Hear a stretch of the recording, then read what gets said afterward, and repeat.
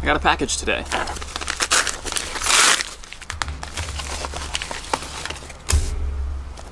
We'll come back to that.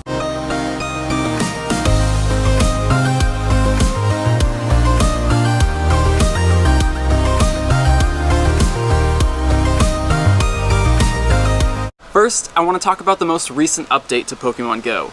Last night, Niantic started rolling out version 0.39 for Android and version 1.9 for iOS. There aren't many big changes, but there are a few things that I want to cover because I think they're pretty important. The first update is that Niantic has finally brought back catch location to the Pokemon summary screen.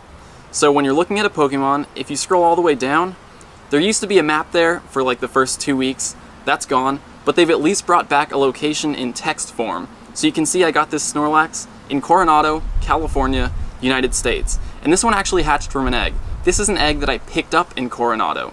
So if you get a Pokemon from an egg, it tells you the location where you received the egg. This Vaporeon came from Kula, Hawaii, which is actually where the Haleakala volcano is located.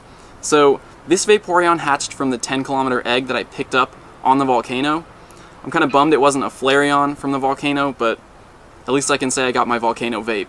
It might seem like a pretty small thing, but for me it's actually pretty exciting because it attaches a little bit of a memory to each Pokemon. So this Pidgeot came from Kahului, again a reminder of my vacation to Hawaii. This Jolteon came from Cerritos, and I caught this one right near my grandfather's grave, so this is actually a pretty special Pokemon to me.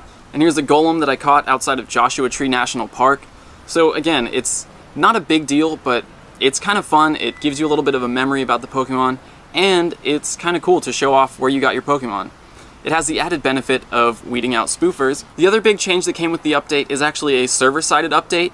Niantic finally fixed the scaling IV Pokédex bug. If you're not familiar, it was a bug where Pokemon's attack IV was influenced by their number in the Pokédex. And that's the reason a lot of starter Pokemon you caught in the wild had 0 or very low attack IVs, where Pokemon like Eevee that are near the end of the Pokédex had generally 15 or very high attack IVs. Here's a nice infographic from the research team at the Sylph Road, and it shows the distribution of IVs before and after the update. So you can see that IVs are now appropriately distributed and no longer influenced by Pokédex number. Niantic also fixed a bug, which I didn't know was a bug, but Pokemon caught at nests now have normal IVs. Before, Pokemon at nests generally had below average IVs, and apparently that wasn't done on purpose. So now Pokemon that you catch at nests will have the same chance at having good IVs as regular spawns in the wild do.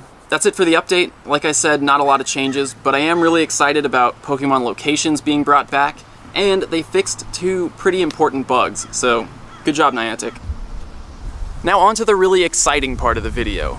My second Pokemon GO Plus finally arrived, and as the title says, I'm giving it away. Also, sorry if this is making anyone kind of like motion sick. I'll stop just in case. So here it is, GO Plus. This is for one of you, someone out there.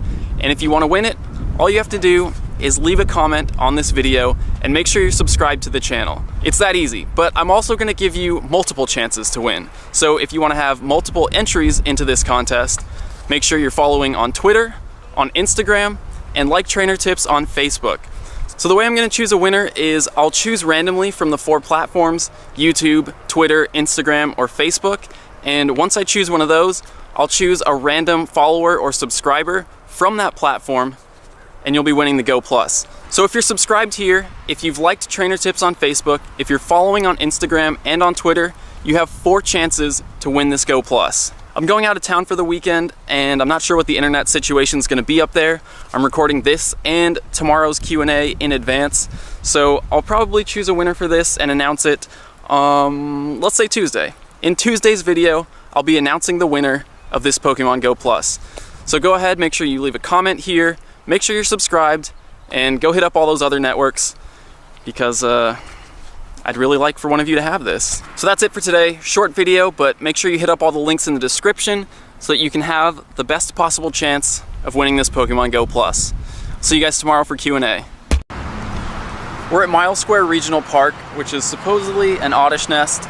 I don't see any on the sightings right now, but that's okay, because Oddish is secondary to our main goal today. Today, we want to test whether Pokemon GO Plus tracks distance better than the app alone. So what we're going to do is walk together. I'll have GO Plus connected, Cassie will just be using the app alone, and we're going to compare our distance as we walk around the park.